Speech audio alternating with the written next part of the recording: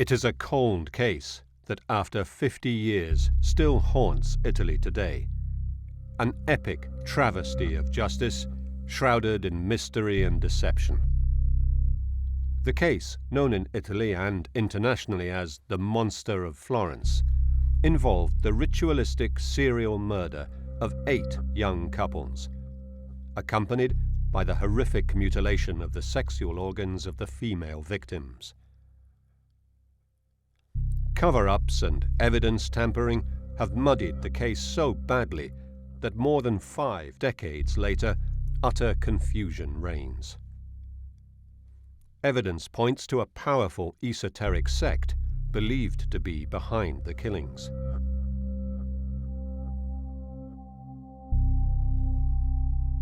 Magistrates, police officers, secret services, the Freemasonry, the highest circles of Florentine society, and 2 high-level magistrates participated or covered for the culprits. 3 major investigative leads have failed to close the case once and for all. First, a farm laborer, a postman, and a quarry worker, dubbed the Picnicking Friends, are convicted as the killers, revealing a terrifying subculture of Satanism and sexual perversion in the beautiful Chianti countryside. Then, this chilling phone call opens a whole new lead.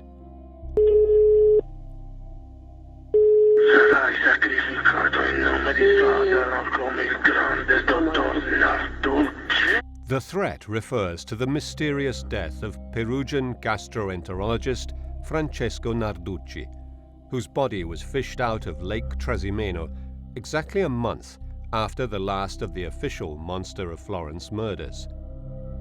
An autopsy, carried out 16 years later, reveals an astounding tale of murder, a body swap, and a cover-up that also involves Perugia's Freemasonry.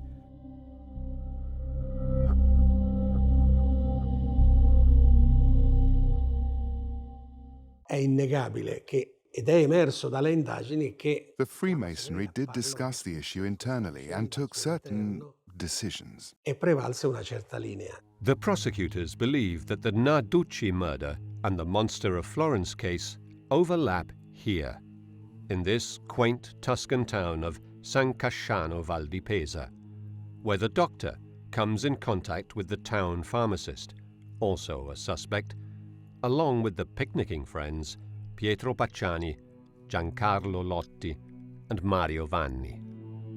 The Narducci trail goes cold after judicial delays cause it to lapse under Italy's statute of limitations. The pharmacist of San Casciano is found not guilty on 14 counts of murder in a controversial fast-track trial. However, a third line of investigation takes shape when investigators turn their attention to a former French Foreign Legion paratrooper named Gianpiero Vigilanti, identified as a suspect right after the last murder, but ignored for more than 30 years. He has a history of violence, already convicted for murder, is a small arms collector who owns a gun like the one used in the monster killings, and is a friend of Pietro Pacciani's. Today, we can reveal documents that were found by investigators 35 years after they were drawn up by law enforcers. Kept hidden for decades, these documents are just the latest proof of the miscarriage of justice, purposeful pursuit of false leads, and cover-ups that have deprived dozens of families of the justice they deserve.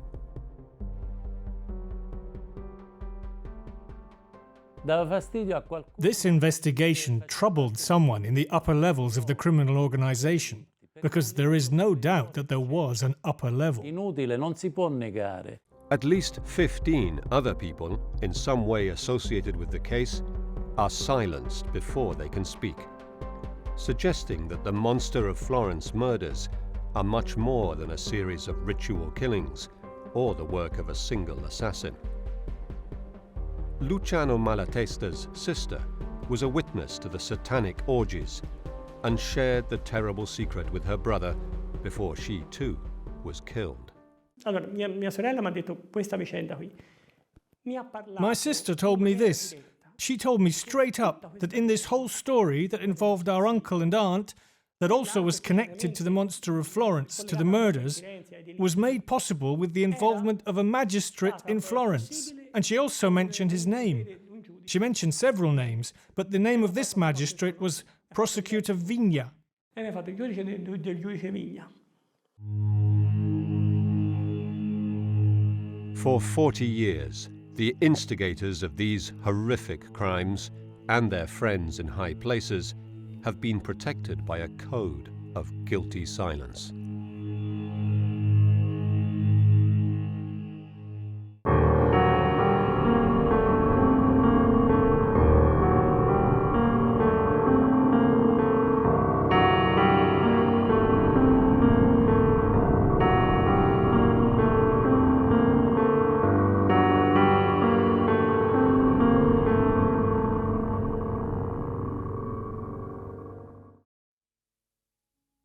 Florence, Central Italy, 1981.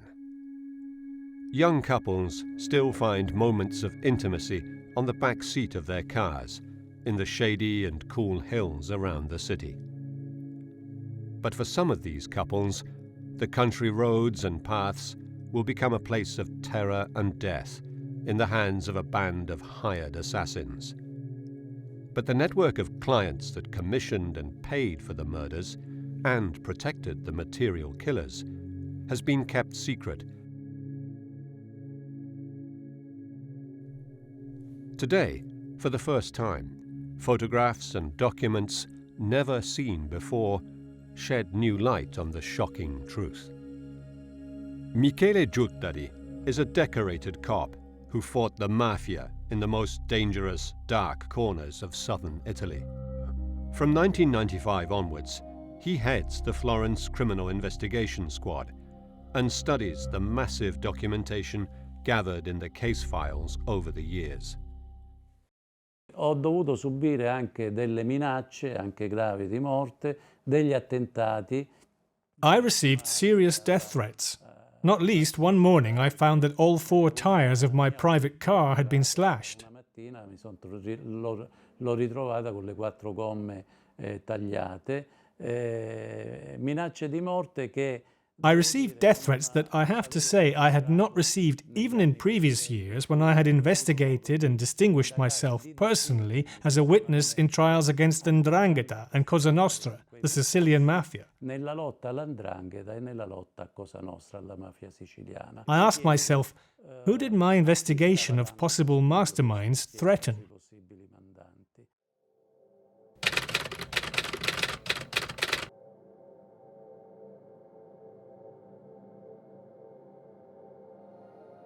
The sky is pitch black as there is a new moon on the night of the 6th of June 1981.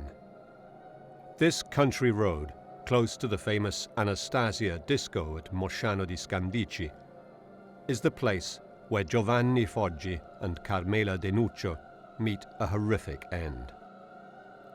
Their bodies are found the next day by the police, riddled with a hail of .22 caliber bullets, whose cartridges have an H etched on their casing bottoms. Carmela's vagina has been cut out and taken away. The murder hits the headlines. Investigators find a peeping Tom who knows a bit too much about what happened and arrest him. But his wife gets an anonymous phone call and is told that he'll soon be freed. Sure enough, 4 months later, while the peeping Tom is still in jail, Stefano Balbi and Susanna Cambi are murdered at Travelli di Calenzano on October the 22nd, 1981. Susanna's genitals are mutilated and taken away from the crime scene. The killer leaves a size 44 boot print. The peeping Tom is released from prison. It's another new moon. June the 19th, 1982. The monster makes his first mistake. Paolo Mainardi and Antonella Migliorini are making out in the back of their car along the road to the village of Baccaiano, south of San Casciano. They have just finished, and he has moved to the driver's seat when he sees something that scares him. He puts the car in reverse, but drives into a ditch on the other side of the road.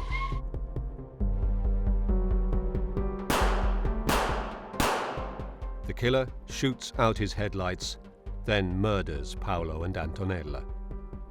The car is now exposed to passing traffic, so the killer melts into the night without completing his macabre mutilation of the woman's genitalia. The murder of Paolo Mainardi and Antonella Migliorini is the third Monster of Florence murder. Someone working on the case remembers a similar killing going back 8 years in 1974. It took place here, in the Mugello Hills northeast of Florence, between Borgo San Lorenzo and Vicchio. The couple are killed in his Fiat 127. He is shot with 5 .22 caliber bullets, and she is finished off, stabbed with a screwdriver and ice pick. Her sexual organs are not cut out, but a vine branch is inserted into her vagina. Her lower abdomen and left breast are stabbed no less than 90 times. A local farmer finds the bodies. Investigators think there may have been more than one attacker. Now, an anonymous letter, one of dozens that will condition the work of detectives, suggests the investigators look at another case, a crime of passion going back to 1968. Miraculously, what was left of the rounds of ammunition used in the murder are found clipped to the case file. Experts say the bullets match the monster's weapon. Someone wants detectives to link the 1968 crime of passion to the Monster of Florence serial murders. Normally, the rounds should have been destroyed, as the case is closed. The man convicted for the 1968 murder of his wife and her lover, Sardinian Stefano Mele, is already in jail. A Sardinian shepherd named Francesco Vinci and his brother Salvatore were also implicated in the 1968 murder, so investigators now assume the gun is theirs. Francesco Vinci is arrested on the assumption that he owns the weapon used in those murders, which investigators think is the same gun the monster used.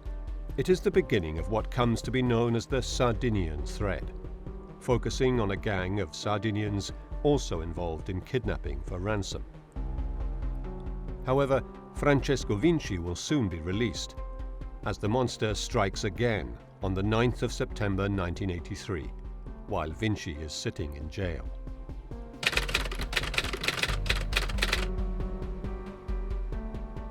Carefree German tourists Jens Uwe Rüsch and Horst Wilhelm Meyer park their Volkswagen camper in a vineyard in front of the La Sfacciata Villa, north of San Casciano. Their bodies are found the following evening by a fellow German, Rolf Reinecker, who had told them the night before not to park their van there near the villa, infamous for its wild parties. They have been shot through the rear window, and torn-up gay porn magazines are strewn around the van. Investigators think that the killer might have confused them for a man and woman. The trajectory of the shots fired provides a key clue about the killer, suggesting he must be taller than 1.80 meters. If the monster is a lone assassin, he can't be Francesco Vinci, who is released from jail, but will continue to be part of this story, together with Rolf Reinecker. The elusive Monster of Florence is now spreading terror throughout the community, especially among young people, who no longer feel safe. Il clima che si respirava sicuramente era un clima sia in città che nelle campagne dove colpiva, un clima There was a general atmosphere of fear both in the city and the countryside, wherever the monster struck. Young people changed their habits, and going to secluded places in the country became dangerous. I was young at the time and lived in Florence, and getting a bit of privacy involved being really organised. People's lives changed because there was a general sense of danger. E quindi il modo di vivere era cambiato proprio perché si percepiva un pericolo generale. It's the 29th of July, 1984. Claudio Stefanacci and Pia Rontini are massacred in this clearing near Vicchio in the Mugello Hills. They are shot with the usual .22 caliber rounds, but she manages to get away. She runs a few meters before being shot again, and then mutilated. Her left breast is sliced off, along with her vagina, and taken away. A new clue comes to light. She works at the Vicchio train station bar, where, according to the bar owner, a man with a large ring on his finger had watched her and her boyfriend. The last murder opens a painful and complex chapter in the Monster of Florence case.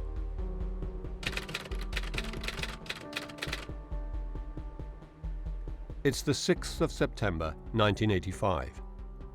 French couple Nadine Moriot and Jean-Michel Cravechvili have set up their tent in the Scopeti clearing, north of San Casciano. They arrived in Italy on the 4th, and on the 6th are seen at the local country fair at Cerbaia, near to San Casciano. They are attacked while they are making love, the coroner will establish. She is shot dead immediately, but Jean-Michel is an athlete and gets out of the tent despite being wounded and runs a few meters barefoot, but is shot again and then caught by the killer and stabbed to death. For the first time, the killer hides the body, but there are no signs that he dragged it.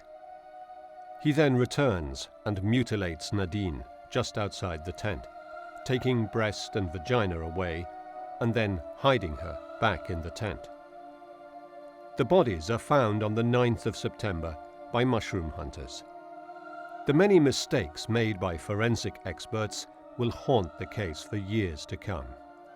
2 bullet heads are left behind, one in the pillow and one in the duvet, only to be discovered more than 30 years later.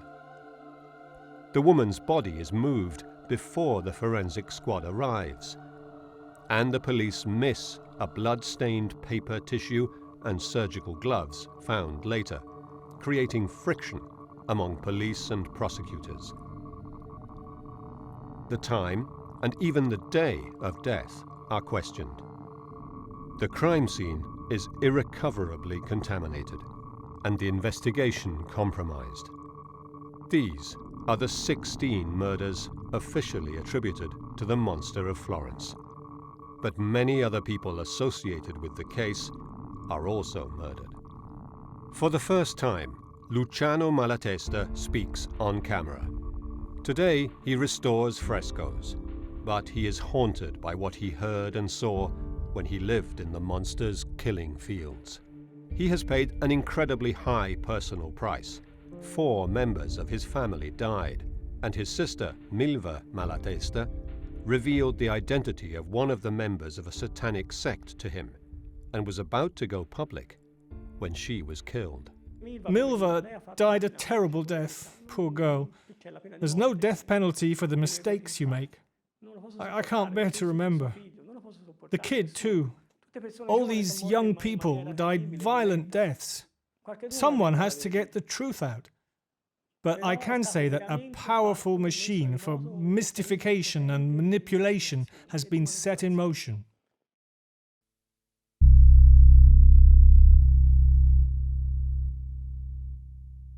In the days following the discovery of the bodies of Nadine and Jean-Michel, the monster begins to goad the police. He sends a sliver of Nadine's left breast to Silvia della Monica, an investigating magistrate who, however, is no longer on the case. The envelope is sent from San Piero a Sieve. Then, 3 anonymous letters are sent to the investigating magistrates Pierluigi Vigna, Paolo Canessa, and Francesco Fleury.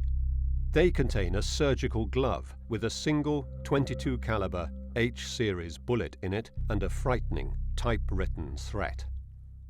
A similar bullet to the ones used in the murders is found in the car park of a hospital at Ponte Niccheri in Bagno a Ripoli.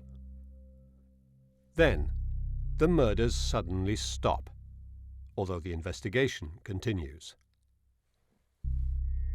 The Carabinieri military police, meanwhile, gather thousands of pages of information and create a list of 250 suspects.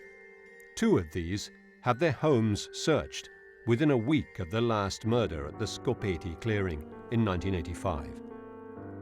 Standing at number 31 on the list is Pietro Pacciani, native of Vicchio, but resident in Mercatale. He is violent, a sex maniac, and later will be jailed for repeatedly raping his daughters. Gli omicidi del mostro hanno delle differenze clamorose. The monster murders are very different from anything Pacciani might have done. Se noi andiamo ad analizzare come il mostro If we analyze how the monster treated the victims, we see that he was completely detached. There was neither mental nor physical contact with them. Cioè non c'era un'attività né mentale né fisica a livello sessuale nei confronti delle vittime. Pacciani invece era... Pacciani was called Vampa or Flashface because he would get all red. He was a sex maniac. He would have touched, he would have raped, he would have taken advantage of the situation, even if he went on to murder. Avrebbe toccato, avrebbe approfittato della situazione, magari prima di uccidere. 38th on the list of suspects is another native of Vicchio, now resident in Prato, Giampiero Vigilanti, a multi-murderer. His home is searched just 8 days after the Scopeti clearing murder, and this note is written by the Carabinieri with handwritten comments by the commander of the Prato station, who found ammo that matched the monster's weapon.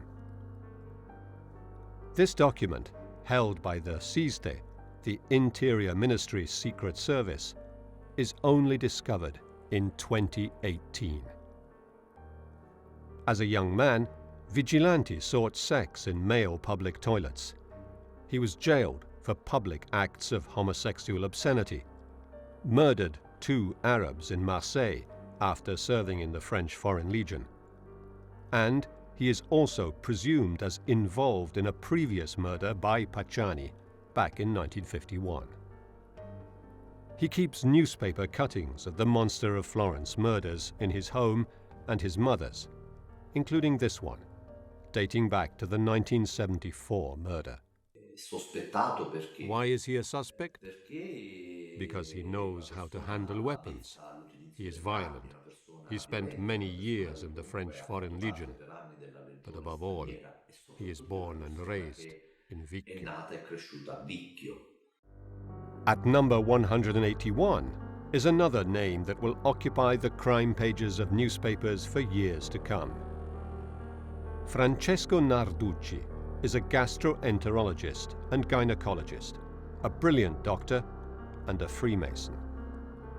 He dies, apparently from drowning, in Lake Trasimeno, exactly a month to the day from the last murder. A later probe into his death reveals a shocking secret. C'è una documentazione della squadra mobile della questura di Perugia da cui risulta che l'ispettore... We have documents showing that the special branch in Perugia assigned its most senior inspector, the Criminal Investigation Unit's most senior inspector, sul delitto degli Scopeti e sui delitti to investigate the Scopeti clearing murder, the Monster of Florence murders, and specifically Francesco Narducci, in the days following the murder at the Scopeti clearing, without being specifically requested to do so by the Florence investigators. The names of Pacciani, Narducci, and Vigilanti will dominate the 40 years of investigations that follow. But without a smoking gun, none of the leads ever brings the case to a close. August 1989. The investigators received the results of an FBI analysis of forensic evidence sent to them by the Italian Interior Ministry, who had requested the Americans' help. The FBI uses the most sophisticated technologies to study serial murders, adopting computer analysis to find common threads between murder cases and to better understand the minds, motives, and methods of killers. They say that the Monster of Florence is an Italian male, likely native to the area as he is comfortable on and around the crime scenes, and acts alone. He may have military experience, shows signs of sadism, and hates women. He suffers from sexual dysfunction and never rapes the woman, rather eliminates the male member of the couple to avoid interference in his macabre rites. Nell'89, 88-89 avevano dato il loro responso, questi esperti dell'FBI, dicendo sì, può essere... In 1988 to 89, the FBI experts gave their response, saying it could be a solitary serial killer who lived in the area. The lone assassin was a hypothesis that many in Italy followed, but they correctly noted that their analysis was just partial, and in their explanation, very properly, they said, "We express this judgment based on our experience gained on cases in the United States, but our analysis could change if we were to become aware of other facts." And so they were inviting Italy to keep them informed of any new developments. Se dovessimo venire a conoscenza di altri fatti, quindi invitava l'Italia a dare altre ulteriori novità. The FBI profilers described the weapons, the knife and the gun, as ritual tools, conserved religiously, just like the body parts kept as fetishes. They believe he revels in his fame, clipping and conserving newspaper articles that describe his crimes, and taking perverse pleasure in goading and challenging investigators. The investigation ignores a number of details reported by the FBI that will later become useful. 7 years after the last double murder, Pietro Pacciani is in jail for having raped his daughters. Another anonymous letter claiming he is the monster reopens the case in 1992, and his house is searched again. Miraculously, an intact .22 caliber round of ammunition is found in a vine trellis in his garden. Pacciani is eventually charged with murder in a high-profile, televised trial that stirred a massive media frenzy. Serena Scherri was a young journalist at the time and followed in the footsteps of her journalist father in telling the story of the Monster of Florence. They covered the trial together. Quando c'era appunto il processo, la mattina presto, già in corte d'assise... During the trial in the Florence law courts, people pushed and shoved to get to see the so-called monster. All the people who spoke at the trial described the squalid reality, although the trial did have its light moments, because some of the witnesses were quite funny. Although obviously some of the testimony was terrible and sad, such as when the daughters of Pacciani took the stand. It was a very sad moment. We all felt really sorry for them. Molto crude, molto tristi. Quando vennero sentite le figlie di Pacciani è stato un momento molto toccante dove queste figlie, insomma, facevano realmente pena. The evidence brought against Pacciani includes anonymous letters, the unspent bullet, the Skizzenbrunnen sketchbook that might have belonged to the young Germans, a camping soapbox, violent pornography, and satanic images. Pacciani's lawyers are Rosario Bevacqua and Pietro Fioravanti. Alessio Fioravanti, the son of Pacciani's lawyer, is a teenager at the time. Mi ricordo soprattutto un piccolo evento carino e no, si può dire, perché... I remember a small and funny, or maybe not, event. As soon as I arrived at his home, he asked me if I wanted some biscuits, I said no because I was scared. But actually, Pacciani was a special person for my father. A sex maniac towards his daughters, a monster from that point of view. Il maniaco sessuale delle figlie era un mostro da quel punto di vista, ma era anche un tipico. But he was also a typical Tuscan farm laborer, rough, who swore now and again, which is totally normal, but not really scary when you were there. Però non faceva tutta questa paura quando eri lì. The Fioravanti law officers are swamped with anonymous letters. Diciamo che proprio in quel periodo era un continuo tra lettere anonime, Let's say that at that time we constantly received anonymous letters, threats from people who said they were the monster or who knew who the monster was, people who were trying to help in their opinion, and events that directly involved my dad. Once someone unscrewed the front wheel of my dad's car, just up to a certain point, and as he was on the Ponte Indiano, he saw the wheel come off the car.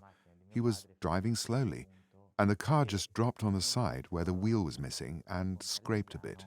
Vide la ruota proprio che gli partiva e la macchina andava piano, quindi la macchina si è appoggiata semplicemente sulla parte dove mancava la ruota e strusciata un pochino.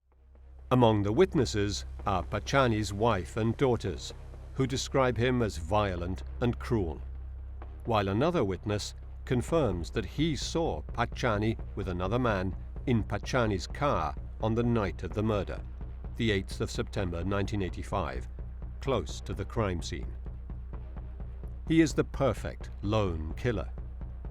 His defense counsel try to prove that the bullet, which he denies belongs to him, does not necessarily link him to the murders. It is too new. Later, the satanic paintings deposited as evidence against him are discovered to be the work of a Chilean refugee artist. Pacciani says that he had found the watercolor pad and the soap box, possibly belonging to the German victims, in a rubbish tip.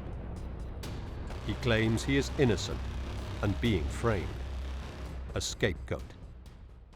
Nel momento in cui Pacciani disse So when Pacciani said something, if he ever did, what I remember is that he simply pronounced one sentence: "Why are you investigating me instead of the famous doctor?" My father fought to the end and never gave up trying to prove Pacciani was innocent. He saw something in Pacciani that wasn't the monster. Ha visto in Pacciani qualcosa che non era il mostro. It's the 1st of November 1994, 9 years after the last murder attributed to the Monster of Florence. Pietro Pacciani is handed a life sentence for 7 out of the 8 crimes. Pacciani Pietro colpevole dei delitti a lui ascritti, come in imputazione, e lo condanna alla pena dell'ergastolo con isolamento diurno per la durata di anni 3.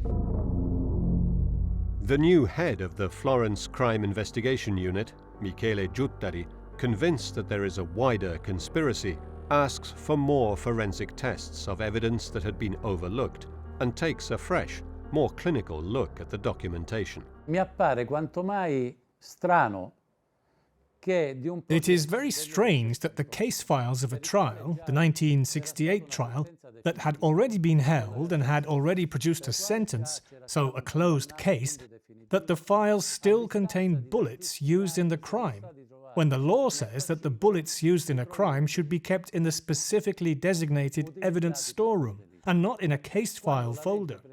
And furthermore, that when a case is closed and a man sentenced, the law says that the bullets should be destroyed, together with the weapon.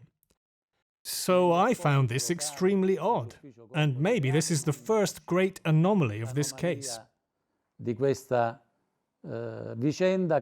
The original ballistics report from 1968 describes a swelling at the base of the cartridge shells and the almost total absence of the extractor marks, 2 signs of an old and worn-out percussion chamber. The bullets clipped to the case file did not show either of these signs of wear and tear, but that goes overlooked in later reports. In all these cartridges found at crime scenes, as well as in the case file, extractor marks are clearly visible, and no swelling at the base of the cartridges is mentioned. Either the false cartridges found in the folder were planted evidence, Michele Giuttari thinks, or there may be two weapons. According to Giuttari, there is no certainty that the rounds were fired by the same weapon, nor that they came from the same pack. La serie H non era una The serie H series wasn't a brand that belonged to a unique batch of ammo. caratterizzava una ben determinata partita di proiettile. At that time, all 22 rounds had an H etched on the base of the cartridge in honor of Henry Winchester. Sigla H, in onore a Henry Winchester. Come pure It was also said later that the rounds all came from the same pack. corrispondente al vero, che facevano parte tutte dello stesso pacco di 50 cartucce. Another piece of false information, because some of the bullets were copper-sheathed and some were pure E lead. in parte cromati, che non si possono trovare nella stessa scatola. If there is no certainty with regards to the rounds used, then a key piece of evidence against Pacciani, the .22 caliber bullet found in his garden, loses significance. Michele Giuttari thinks that he had accomplices. He follows the money, which the farm laborer from Mercatale had too much of. Lui in quegli anni aveva acquistato in contanti 2 case. In those years, he bought 2 houses, a car, and he bought postal bonds in several post offices in the area around San Casciano, not only in San Casciano. Sometimes on the same day and even shortly before and after a murder. In 2-3 casi, poco prima di un delitto e poco dopo il delitto. Despite the huge amount of paperwork, not all the documentation is delivered to Michele Giuttari. The SISDE, the Interior Ministry Secret Service, opens a case file and begins investigating. But this document remains secret. This report is dated November 1985 and lists all the crimes and the resulting criminal record of Giampiero Vigilanti. Michele Giuttari knows nothing about this note, one of hundreds like it, and continues to search for Pacciani's accomplices.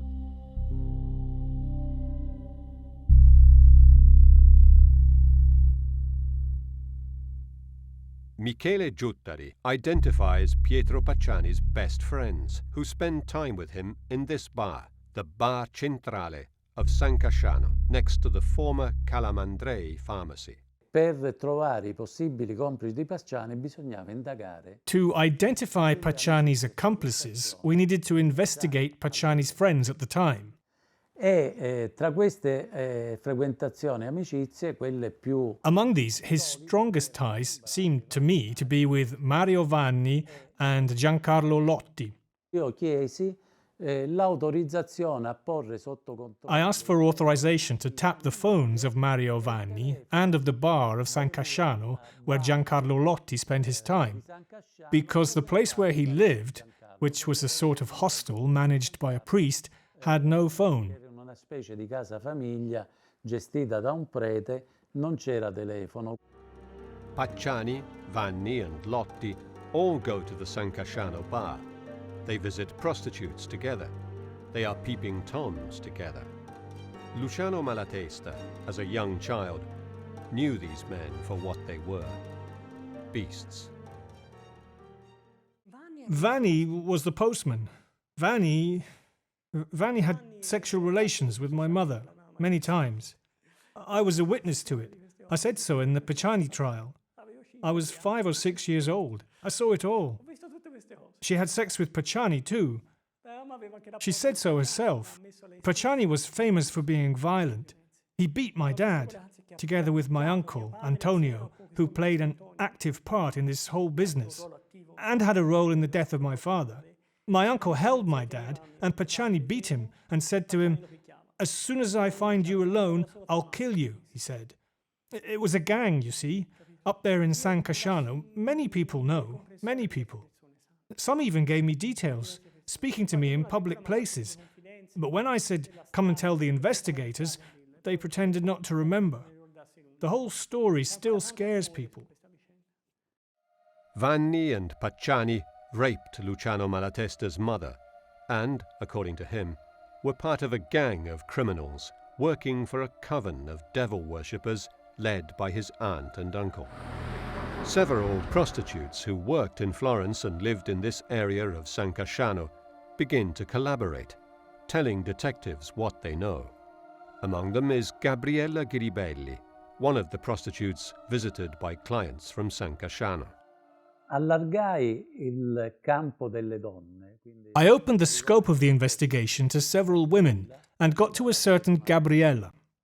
Gabriella calls up Lotti, and Gabriella complains that because of him, she has been involved in the investigation and has been questioned by the police. Di essere stata chiamata in causa e di essere stata quindi interrogata dalla polizia.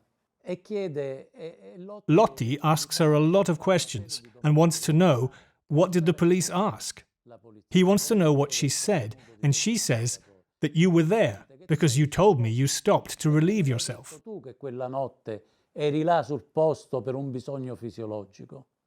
While Commissioner Giuttari pushes forward on the investigation, the Italian justice system delivers a shock verdict.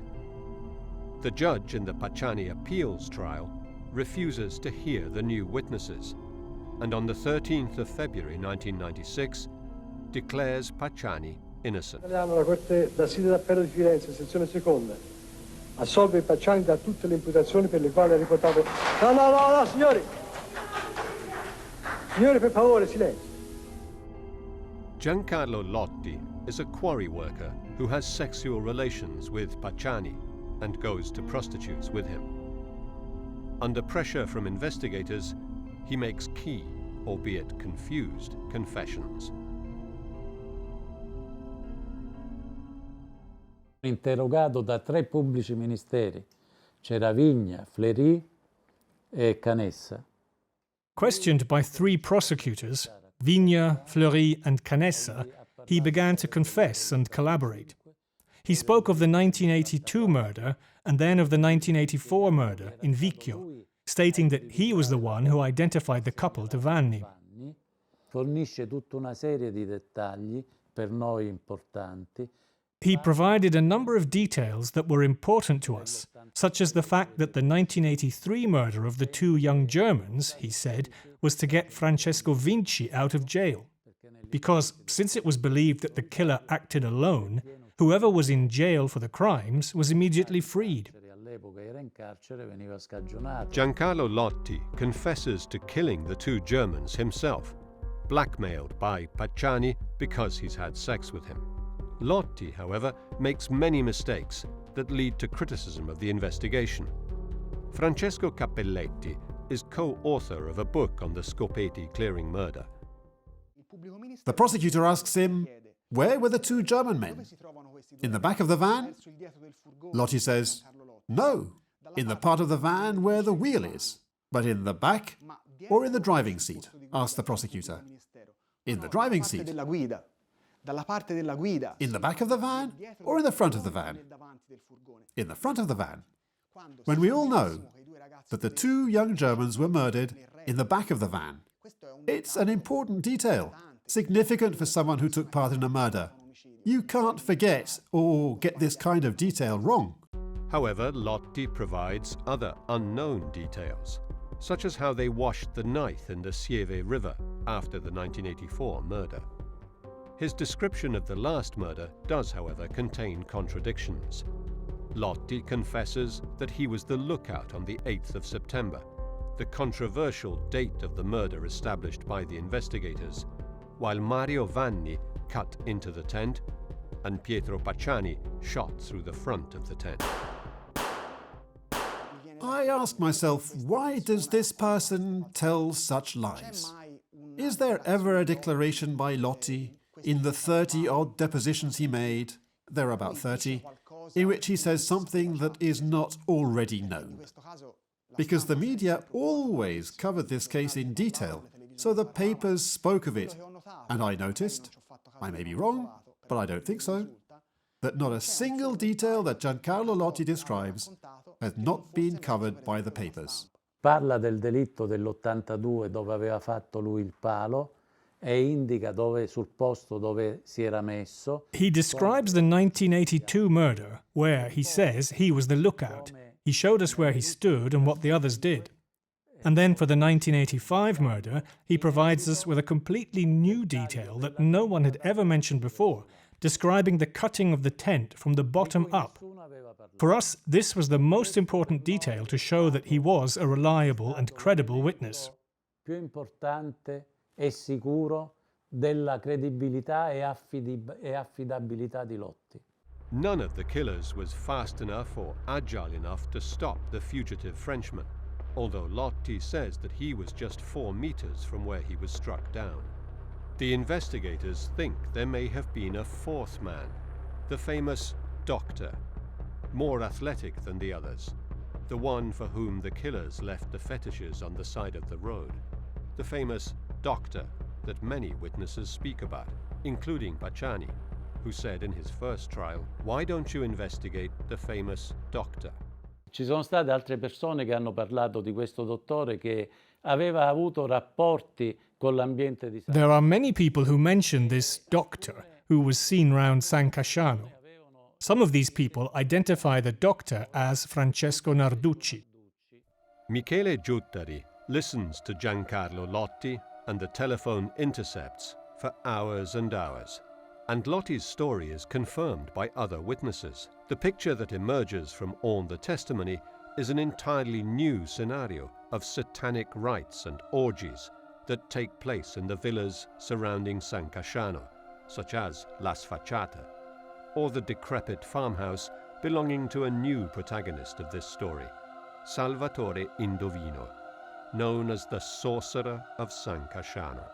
Now the investigators can connect the black masses to the murders and believe the fetishes were used for magic rites.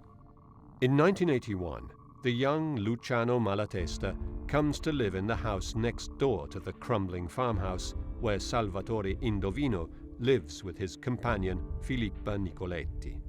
He finds out what goes on inside the house from his sister, Milva Malatesta, who becomes a member of the coven with her husband, Vincenzo Limongi. Io dell'Indovino ho avuto un timore sempre. I was scared of Indovino from the outset. He gave you a feeling of fear. He was scary. I knew he had been in jail, 5 years in jail. That's what Milva's first husband, Vincenzo Limongi, told me. He'd been in jail too and made friends with Indovino. He wore dark glasses and looked like a violent character. His house was a mess. And when you went there was a staircase, and on the right was the kitchen, and on the left a room that was closed, okay? It was all dirty, all messy, you see? Once, by mistake, I tried to go into the room on the left, and Filippa caught my hand and said, "You must never go in there." Questa qui è della stanza a sinistra e subito mi prese la Filippa. No, qua non ci deve andare, mi disse. According to Luciano Malatesta, the black masses were held elsewhere, places where his sister Milva met Florentine high society, powerful people who owned villas surrounding San Casciano, who were untouchable. She told him that among those present was the future anti-mafia commissioner, Pierluigi Vigna. Ma c'erano delle persone importanti di Firenze. There were important people of Florence there. Vigna, Calamandrei, my uncle and aunt. E delle persone importanti di Firenze. Dice che praticamente si mettevano un cappuccio nero. And they wore black hoods, passed a cup full of blood around and held orgies, had sex. She mentioned a schoolmate of mine from elementary school and said he took part in the rites. And I was shocked. How is that possible? I said. He's my age. At that time he was a child. Were there children too? Yes, there were children. Ma che c'erano anche bambini? E lei mi disse sì, c'erano anche dei bambini. The picture that emerges from the investigation is terrifying. A death squad that included not only Pacciani, Lotti and Vanni, but also possibly the Vinci brothers, worked together with prostitutes of the area for a network of rich Florentines who participated in sinister magic rites. Milva was not the only woman to identify prosecutor Vigna as a member of the sect. Several witnesses describe Luciano Malatesta's aunt as the priestess and Salvatore Indovino as the high priest, who also took care of the practicalities. Among the witnesses to the rites is prostitute Gabriella Ghiribelli, whose clients came from all social classes, from the labourers Pacciani, Lotti and Vanni, to well-to-do professionals of San Casciano and Florence. Just as Pacciani is about to be retried, based on confessions from his fellow picnicking friends, the story takes another disturbing twist.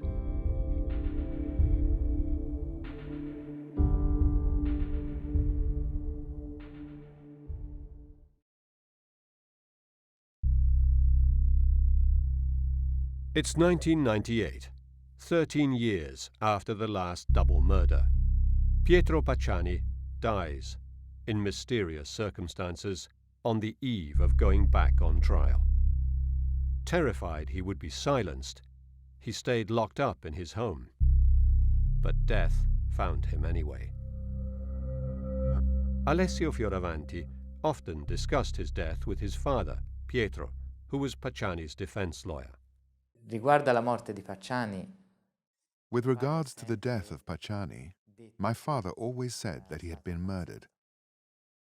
perché anche dalle prime modalità di ritrovamento, Not only because of the way the body was found, halfway between the bedroom and the kitchen, with his trousers pulled down, and then they found this drug that was dangerous for someone with his heart condition. che andava in contrasto con la sua malattia al cuore. Poi le analisi sono state fatte. And was an autopsy carried out or not? When my father asked for the forensic report, he never received it. Di Pacciani non l'ha mai ricevuta. According to forensic experts, hypostatic pools showed Pacciani's body had been moved. The carabinieri found a strange piece of fabric soaked in bleach, attached to his shirt by 3 safety pins and covering his genitals, like an apron. A strange sequence of deaths, connected in some way with the Monster of Florence murders, dogs the investigation. Florentine prostitutes who took part in the orgies turn up dead. Francesco Vinci, the Sardinian connected to the satanic sects, who was arrested in 1982 as the Monster of Florence and then released, is found hogtied and burned in the boot of his car. Milva Malatesta's husband, Vincenzo Limongi, is found hanged in his cell the day before he is to be released. Milva Malatesta, Francesco Vinci's and Salvatore Indovino's lover, who also took part in the rites, is burned in her car, along with her 3-year-old son, Mirko, a few weeks before Pacciani is officially indicted. Io penso lei volesse parlare. I think she wanted to speak out. She realized she'd been used. She'd made big mistakes. First, Limongi was killed. A number of people died. So she realized that she was in danger and had to speak. Ha capito anche lei molto probabilmente era in pericolo. E lei voleva parlare. Quando, ad esempio, si indagava su Pacciani, stava per essere rinviato a giudizio. When they began investigating Pacciani and he was about to be indicted, within 10 days of each other, Francesco Vinci and his shepherd assistant are found hogtied and burned in the boot of his car. Nel bagagliaio della macchina, e Milva Malatesta. And then Milva Malatesta and her 3-year-old son are also burned in her car. Anche lei bruciata in auto. O una prostituta su cui... And a prostitute used by Mario Vanni, one that he called the kind prostitute, is killed. These are all deaths that in some way are connected to the case. Sono tutte morti che in qualche modo hanno avuto a che fare con questa vicenda. Chi è passato di lì dall'Indovino ha perso la vita. Whoever came across Indovino died. Milva died in that horrible way, and she told me these things, so I imagine what terrible things must have happened in that house. And if they didn't actually happen there, they were organized there. Limongi too died in strange circumstances. He died the day before he was due to leave jail. They found him hanged with his 2 feet touching the ground. He too, in a way that we've seen before. So he dies too. Whoever was in contact with Indovino came to a terrible end. Ha avuto una fine terribile. Worse yet, the young Luciano Malatesta finds out that the man investigating his sister's death is in fact the man she saw at the Black Masses. Vide arrivare questa persona alta. Once I saw this tall man arrive. He was smoking and he started talking to my aunt. I was going away with my bag to wait for someone who was going to pick me up. I went past him and he did everything he could to hide his face. Then, years later, I was talking to Prosecutor Vigna and we were waiting for Dr. Canessa to arrive, and he lit a cigarette and began to smoke. He looked at me and grit his teeth, and so it came naturally for me to ask him, "But you knew my Aunt Maria." And he said, "Shut up!" He said, "Shut up!"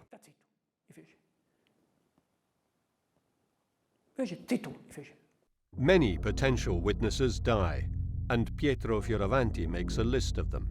There were prostitutes, a friend of Vanni's, Vinci, Pacciani. But despite this, prosecutor Paolo Canessa and detective Michele Giuttari managed to get the picnicking friends' guilty verdict confirmed by the Supreme Court in 2001, 16 years after the last double murder. Still, the collateral deaths and the series of anonymous letters suggest that the conspiracy is far wider than just the 3 middle-aged men. Dopo questa condanna, I complici di Pacciani, i cosiddetti compagni di merenda. After the sentencing of Pacciani's accomplices, the so-called picnicking friends, a sentence that was confirmed in just 3 years after the first guilty verdict, giving the case not only validity on the ground, but also all the way up the judicial chain, now we were able to concentrate our investigation on the instigators, as requested by the Florence prosecutor's office. However, this phase was marked by the strangest events. Si sono verificati episodi quanto mai anomali. Now, Giuttari and Canessa can investigate the minds behind the murders, and the second phase of the Monster of Florence investigation begins. In 2001, this threatening phone call is recorded by a beautician from Foligno, near Perugia. Her son was the target of a Satanist sect operating in the area. Sarai sacrificato in nome di Satana come il grande dottor Narducci. Sì. Come tutti gli amici di Pacciani. Sì. Traditori di Satana. Sì. For the first time, Pacciani and Narducci are mentioned in the same criminal scenario, the caller claiming both were murdered by a satanic sect. The death of the young doctor, Francesco Narducci, goes back to October 1985. Handsome, a member of Perugia's high society, and popular with his patients, Narducci dies in strange circumstances exactly a month after the last Monster of Florence murder. Francesco Narducci was already the subject of gossip in the 1980s, but the creepy call triggers a new investigation, which is handed to Perugia prosecutor Giuliano Mignini. The case will leave indelible marks on his professional and personal life. Queste telefonate fanno riferimento. These telephone calls refer to the Monster of Florence murders. This woman was insulted.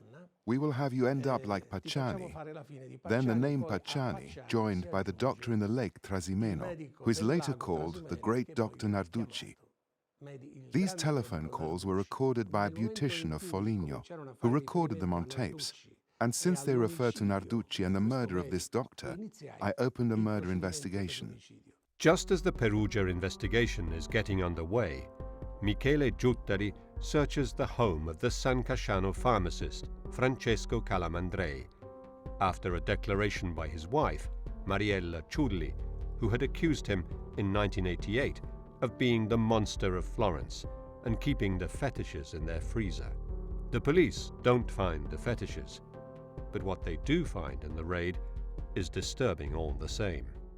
Ma Francesco Calamandrei ci risultava in Francesco Calamandrei came out of the previous investigation of the Monster of Florence. Avevamo valutato, indagando sui possibili mandanti anche, we had hypothesized during our investigation into the instigators that the murders had some esoteric meaning that lay behind the removal of the intimate parts of the female victims. All'asportazione di queste parti intime delle vittime femminili. And we found that there was, in fact, a certain sense of perversion in the documents, magazines and other material we found in the home of the pharmacist. Anche nella documentazione, nei documenti, in libri, in riviste che avevamo avuto modo di acquisire nella perquisizione al farmacista. Paolo Canessa and Michele Giuttari now believe that there was a group of rich and powerful individuals living around San Casciano who held black masses and orgies, sometimes with children present. Once in a while, someone paid the group of killers to murder the couples in order to obtain the fetish body parts from the murdered women. This had happened before. Un caso che si era verificato. There was a case in the 1980s, between 1982 and 1984, in the United States, known as the case of the Chicago Rippers. Che in Italia era sconosciuto, dove in quegli anni alcune donne erano state sequestrate singolarmente. It was unknown in Italy at the time and involved a number of women being taken, one at a time, to a house, in a closed house, where they were murdered and parts amputated in a way that was similar to the murders around Florence. Undeniable signs were found that the murders happened in that house and that they were accompanied by satanic rites. Segni incontrovertibili che riconducevano ai delitti e segni incontrovertibili su cerimonie e rituali di satanismo.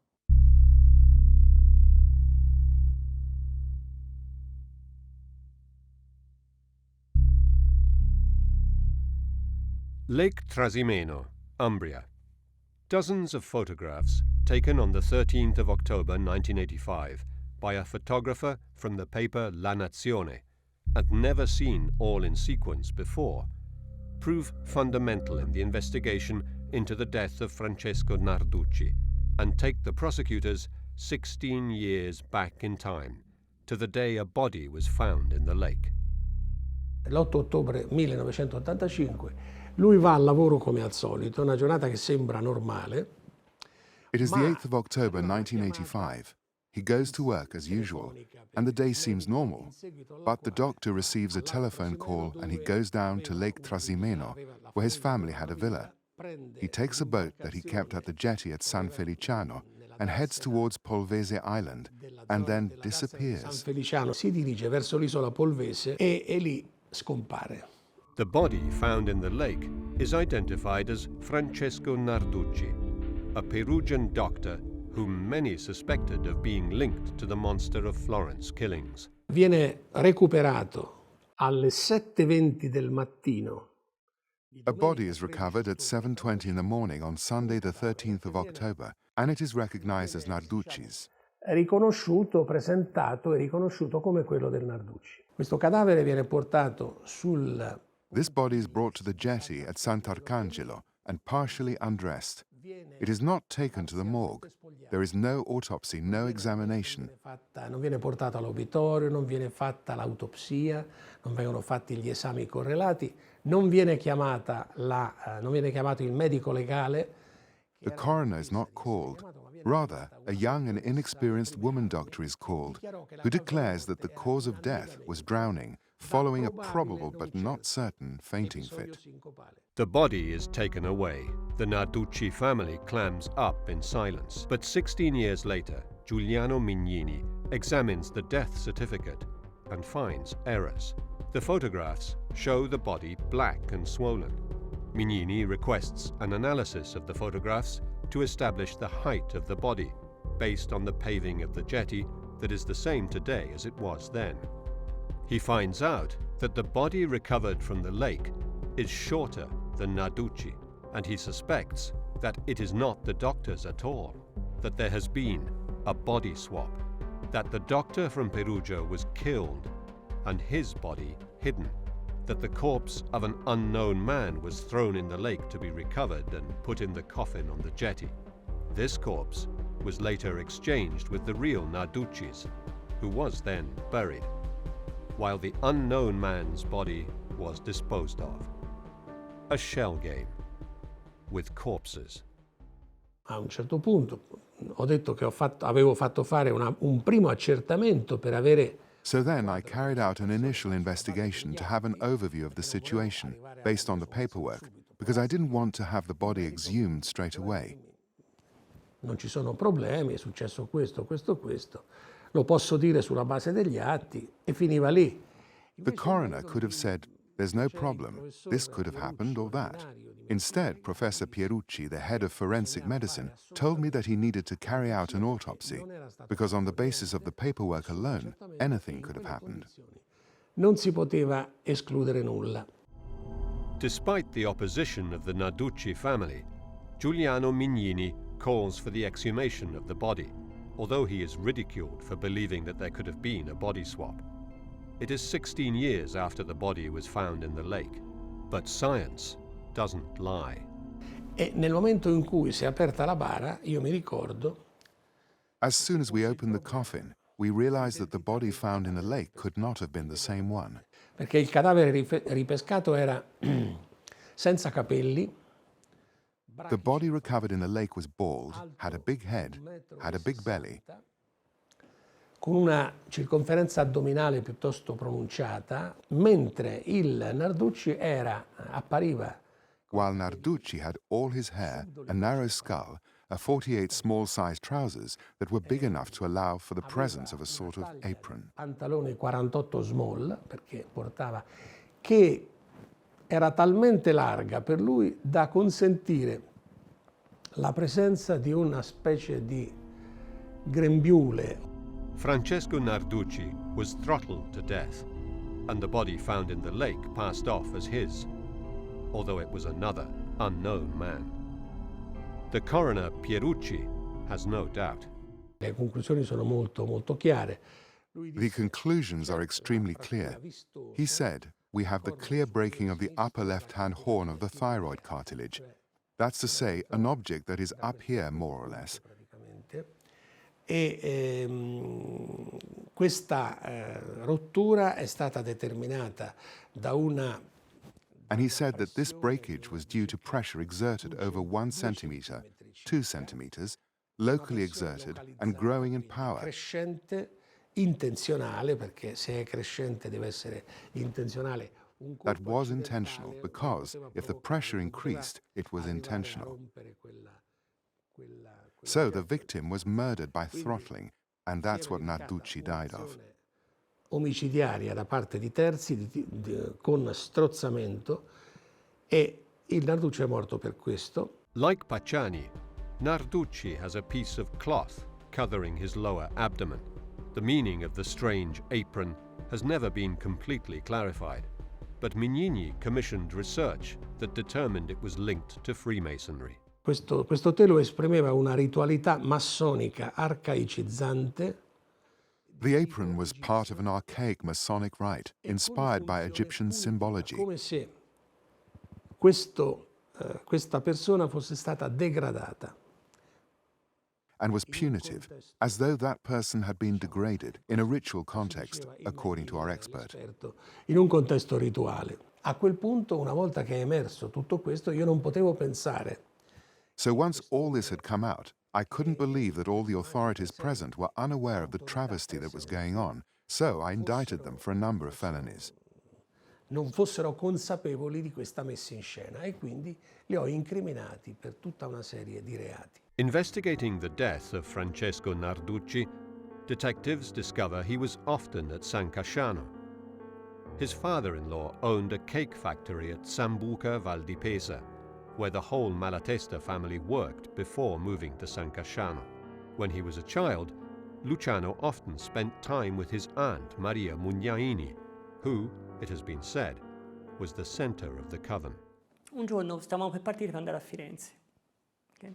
One day we were going to Florence, We were in the car, and we'd just got in when a car drew up behind us. And she saw this car that drew up behind, and when she saw it, she smiled. "Look who's here," she said, and got out of the car. And Narducci got out, who was very young, and they kissed and embraced tenderly. They were very tender. I thought to myself, what, she has a young lover? Baciarono, baci, ho detto, c'era molto affetto, c'era molta convivialità. Il mio ricordo fu, ma che c'ha un amante giovane? Poi lei, quando salì in macchina, mi disse. And then, when she got back in the car, she knew that I wanted to study medicine, that I loved medicine. He's a doctor. He's a very good doctor. She was enthusiastic. That's what I remember, the young lover. Però, ecco, il mio ricordo è questo, l'amante giovane. Narducci was recognized by many witnesses involved in this case of the Monster of Florence. According to them, he was a good friend of Francesco Calamandrei. They went to the same prostitutes, who recognized him through many verifiable details. One of the prostitutes present at the orgies recognized a chain he wore. His mysterious death is an important clue, but there is still no smoking gun. Although the murders stop when he dies, Narducci is never accused of anything. The pharmacist of San Casciano continues to deny having met him, despite the accusations of his wife, Mariella Ciulli. La moglie di Francesco Calamandrei dice dalla primavera del 1900. Calamandrei's wife speaks in the spring of 1988, so not exactly during the period of the murders that were in 1968, 1974, and between 1981 and 1985. So there had been no murders for 3 years, and she accuses her husband of being the Monster of Florence. The big problem with these declarations is that there are reports about this woman's health, in which we read, in several reports mention paranoid schizophrenia, chronic psychosis that began in adolescence, or even depressive schizophrenic psychosis with fragmentary and incoherent thought processes, characterized by clear psychotic pathology. So someone whose declarations should be taken with more than a pinch of salt. Andrei con I piedi di piombo ad ascoltare quelle che sono le sue dichiarazioni.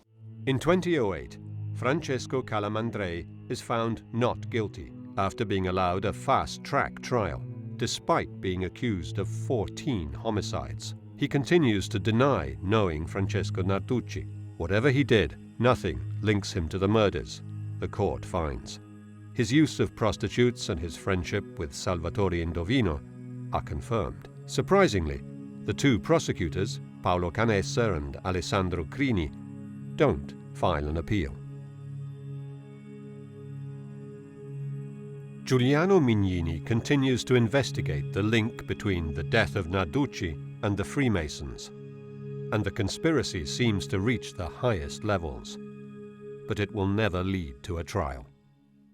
È innegabile che ed è emerso dalle indagini che The investigations show, and it is undeniable, that the Freemasonry did discuss this case internally, and a certain line of action was decided on.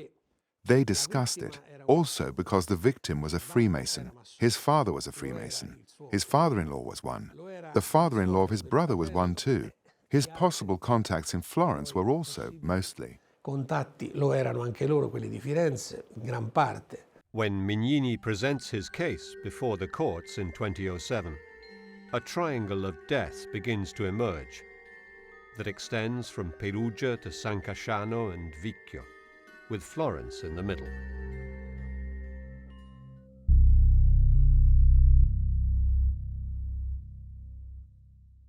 The Narducci case falls under Italy's statute of limitations after suspicious delays in the sentencing process.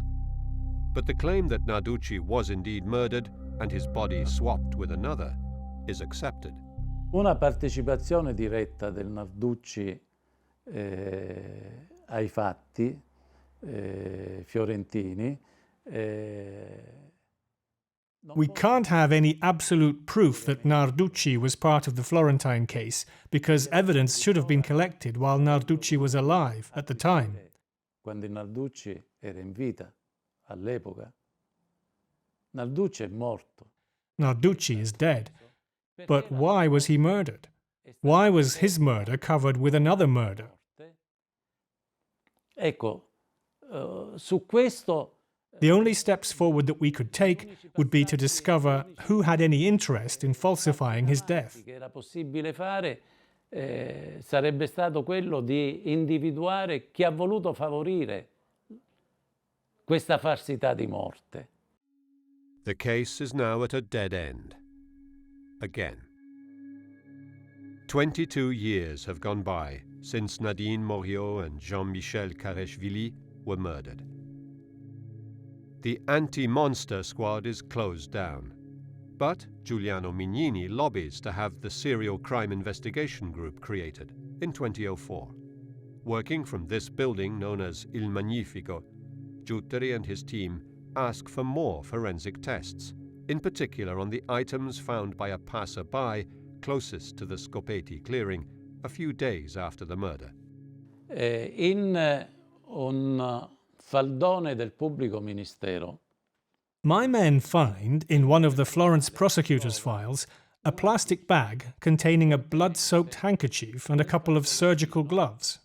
intriso di sangue, e un paio di guanti da chirurgo.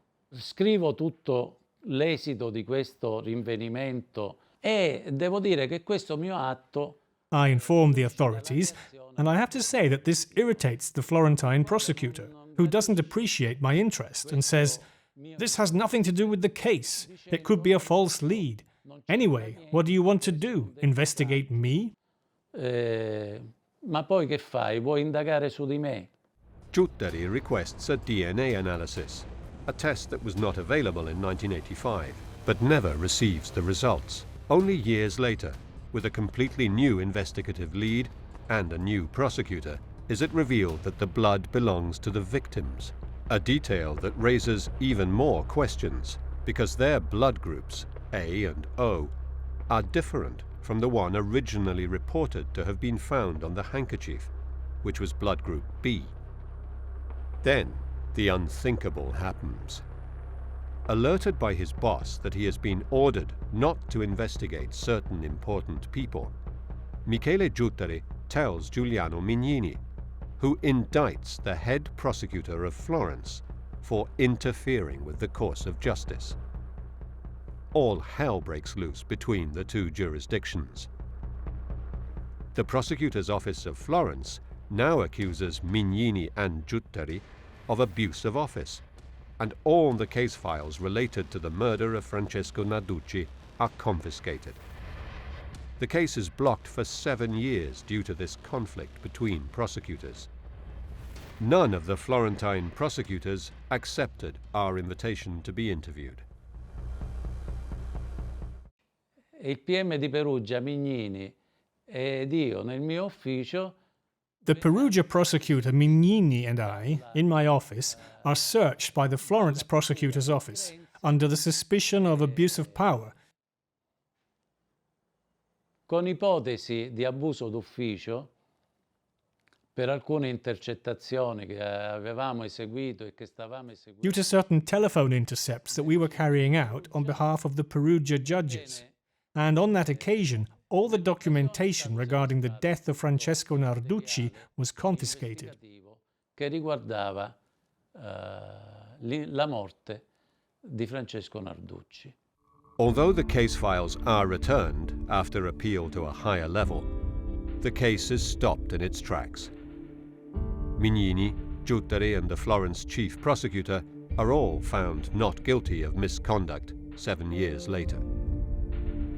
It is the end of the Narducci Calamandrei investigative lead, and the end of the search for the instigating masterminds behind the Monster of Florence murders. While the investigators are infighting, Mignini and Giutteri find out that someone else is interfering with the investigation, trying to reignite interest in the disproved Sardinian lead that was abandoned in 1989. Il primo più grande depistaggio, da quello che ho potuto capire già. The first and biggest deviation of the investigation came, as I began to understand from reading the documents, when in 1982 the so-called Sardinian investigative thread originated, when it was believed that the bullets used in the 1968 murder were fired by the same gun as in the Florentine double murders. Una identità di proiettili dei duplici utilizzati nei duplici delitti fiorentini con quelli utilizzati nel delitto del 68. Mario Spezzi was a veteran Monster of Florence chronicler who worked as a journalist at La Nazione. Angered by the police search of the home of his friend Francesco Calamandrei, he sets out, with famous American crime writer Doug Preston, to prove that the son of one of the Sardinians investigated in the 1980s was in fact the monster. His devious plan to plant evidence to prove his theory is foiled, however, when his phone is tapped by the investigators, and he is arrested and accused of interfering with the course of justice and defamation. Preston leaves the country in a hurry. La pista sarda è una strada che The Sardinian lead is an investigative thread that died out for everyone, but not for Mario Spezzi. Mario Spezzi wrote and was accused and condemned for interfering with the course of justice because either he was convinced of his theory or he was involved. The leads all dry up. Michele Giuttari, forced into resigning, writes a last report on the G-Day's investigations. Rimane un cold case italiano. Questo, diciamo, personalmente mi ha sempre affascinato e mi ha spinto anche a me. It remains an Italian cold case. This has always fascinated me personally and led me to continue the work that my dad did, because I'm curious about this unsolved case that still generates great interest in the Italian public. It's no surprise that there are blogs, Facebook pages and research groups on the case. People like to know the truth. Le persone amano sapere la verità. In 2015, prosecutor Paolo Canessa opens the case again, this time based on new clues that cast suspicion on Giampiero Vigilanti, who has just reported the theft of his weapons and the ring of the French Foreign Legion paratroopers, two potentially important pieces of evidence.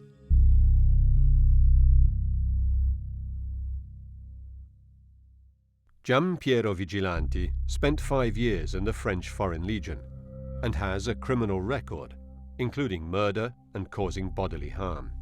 He spied on men in public lavatories, and above all, it seems that he was Pacciani's accomplice in an earlier murder in 1951. Vigilanti's name is number 38 on the famous list of suspects of 1985, and his name has already come out during the first Pacciani trial. His home had been searched in 1985, and 176 Winchester .22 caliber rounds were found, as well as a .22 caliber high-standard automatic that he used for target practice, holding a regular gun license. I can say, in light of all the documents that I have read, that for sure Giampiero Vigilanti had a role in this case. I can say it because Giampiero Vigilanti was number 38 in the list of monster suspects. Pacciani was number 31. 8 days after the last double murder, the Carabinieri knock on his door, and in the search warrant, we read that he is considered someone who is involved in or identifiable as the Monster of Florence. When the news that he was under investigation comes out, Gianpietro Fiore of Giallo magazine goes to see him. Lei se la ricorda quella sera che cosa stava facendo in quella zona? Era andato con Narducci a fare un giro? Sì, si era andato a fare un giro in macchina, ma nulla di particolare. For many, Giampiero Vigilanti fits the FBI description perfectly. He is tall, has military experience, is cold, misogynist, and knows the area well. His home is equidistant from the two macro areas of murder. he clipped newspaper cuttings about the murders and shows little respect for the investigators, even bragging about how they never got anywhere. A me non mi hanno mai fermato neanche un quarto d'ora. Sì, ma dico nella peggiore delle ipotesi che in carcere... Non mi fa più nulla, no. Non può andare, voglio dire. L'ha detto il giudice anche. Cosa? Canessa. Non ha risolto nulla anche lui. Ogni tanto chiama, saluta. E venivano a prendermi, lui mi telefonava il giorno prima se io potevo andare giù. E io andavo la mattina all'8, venivano a prendermi e mi riportavano la sera verso le 5. Despite all these clues, he also had a car that was similar to one seen close to the crime scene of October 1981, the ammunition boxes and the gun collection, and his criminal record for murder.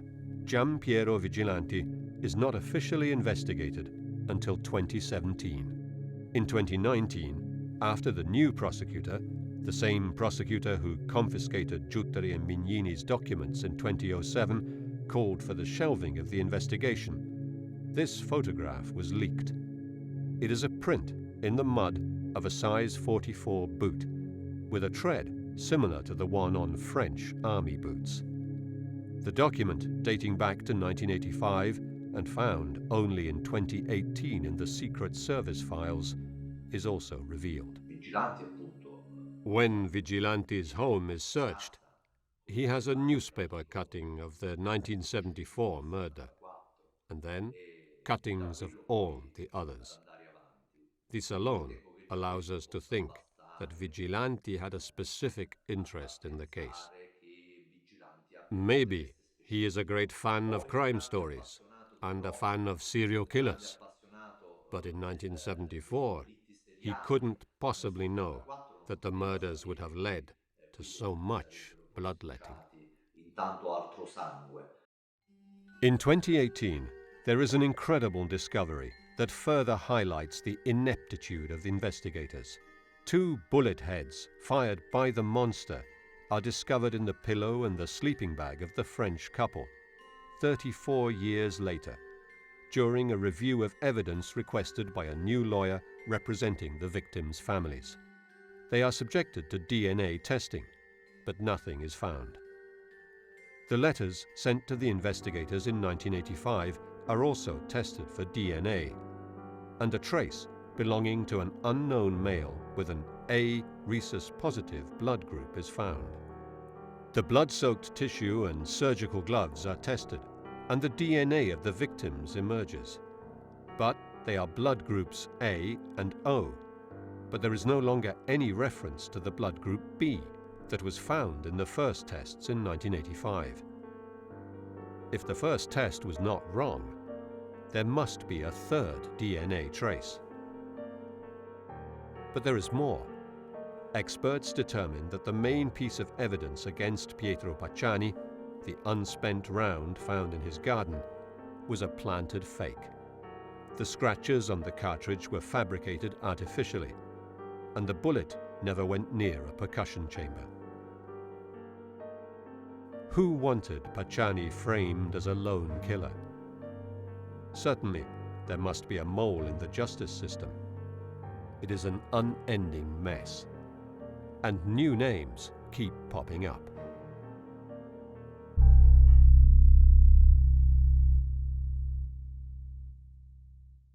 Geographically, the murders form an arc running from northeast to southwest of Florence, while the distance between Mercatale and Pacciani's home to the crime scenes of 1981, 1982, and 1983 is just a few kilometers. The first and the penultimate murders took place 60 kilometers away to the north, but close to the home of Vigilanti's mother. The 2 kill zones were equidistant from Vigilanti's home in Prato. Pacciani and Vigilanti knew the area of the Mugello like the back of their hands, and whoever came from the south, from Perugia, would have used the road intersection of Bagno a Ripoli, either to go northeast or southwest. There is also the possibility that some of the victims may have known the monster or the gang of killers. Susanna Cambi, murdered in 1981 at Calinsano, near Prato, along with her boyfriend Stefano Baldi, complained she was being followed. Her best friend, Elisabetta Ciabani, is murdered less than a year later while on holiday in Sicily, yet another unsolved crime. Stefania Pettini, murdered in 1974 with her boyfriend Pasquale Gentilcore, lived near the Vicchio train station and Vigilanti's mother. Pia Rontini, murdered 10 years later, worked in the bar of the same station, where an unidentified man with red hair and a big ring was noticed, watching her. It doesn't seem coincidental either that the two young Germans were murdered close to a villa known to be a place where orgies took place, and that Giampiero Vigilanti worked for a time in the textile factory owned by Rolf Reinecker, the German who found their bodies. The French couple was seen at the country fair where Pacciani was present. So it seems that the victims were known to one or several members of the band of killers, perverts who worked together and killed anyone who wanted to speak out. But what is the connection between the team of killers and the satanic sect? Who kept the killers in contact with the puppeteers? And which members of Florentine high society knew and covered for them? Many witnesses are dead, and frontline investigators retired. What is revealed at the end of the day is that the Florentine judiciary is compromised by hidden conflicts of interest and incapable of getting to the bottom of the case.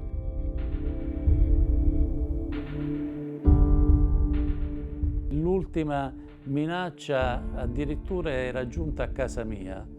The last death threat came to my home. An anonymous letter written on a computer containing a single line in capital letters. Every day that goes by, I get closer to you. E quindi è qualcosa che magari un investigatore, un poliziotto. This is something that an investigator who sent to jail the heads of Cosa Nostra, dangerous members of the 'Ndrangheta condemned for kidnapping people, would expect from them. Si sarebbe aspettato da loro. The indignation over the deaths of young people with their whole lives ahead of them has disappeared as the years have passed. And the very real possibility that Italian institutions were part of the cover-up is harrowing. But not everyone has forgotten. It was a great evil, absolute evil, total cruelty. Ignore good people, kill them cruelly, get away with it, laugh about it. I said to myself, faced with all this pain, what do you want to do? In front of all this evil, how can you react? Not with anger. Someone has to tell the truth. React with good. You can't react with more evil. You have to react with good. No, I have to stop it. I said to myself, it has to all stop with me. I have to be strong enough to understand everything, say everything, and put all the pieces together. And if I'm here, if I haven't gone mad, and if they haven't killed me, and if I can still see and understand, there is a reason. Because I have to do this work. I'm the only one able to do it. And I have to do it. I have to give everyone a voice. Do you see? Otherwise, it will remain unpunished. Because there will be no judicial end to it, I'm certain of that. But the truth has to be established.